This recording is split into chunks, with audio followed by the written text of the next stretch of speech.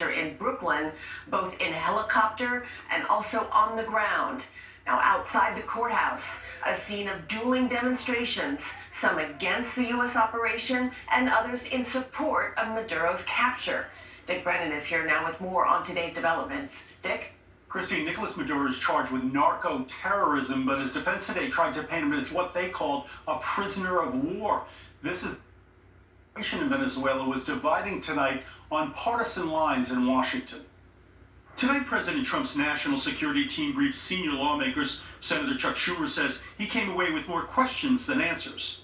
When the United States engages in this kind of regime change and so-called nation building, it always ends up hurting the United States. This is not a regime change.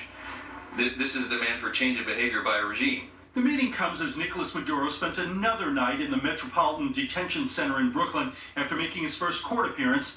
Alice Gaynor was in the courthouse. The judge had to cut him off a couple of times because he went on these rants during which he was saying he was the president of Venezuela and that he had been captured in his own home. Maduro and his wife Celia Flores both pleaded not guilty to 4 federal drug and weapons-related charges. Maduro telling the judge, "I'm innocent. I'm not guilty. I'm a decent man." What happened today is an important part of the American criminal judicial process. And Dr. Michelle Goodwin of Georgetown University Law School says Maduro and his wife will get a fair hearing in federal court. I think that many Americans see themselves as being a bit relieved by the federal bench as being one that in the last year has shown itself to be at arm's length distance and from the administration and also impartial, which is exactly what they are supposed to be. We're getting new details of Maduro's capture. 200 Americans were involved. Commandos had rehearsed the raid for months using a replica of Maduro's compound. Nicolas Maduro got to meet some great Americans for a night in Chicago 3 nights ago.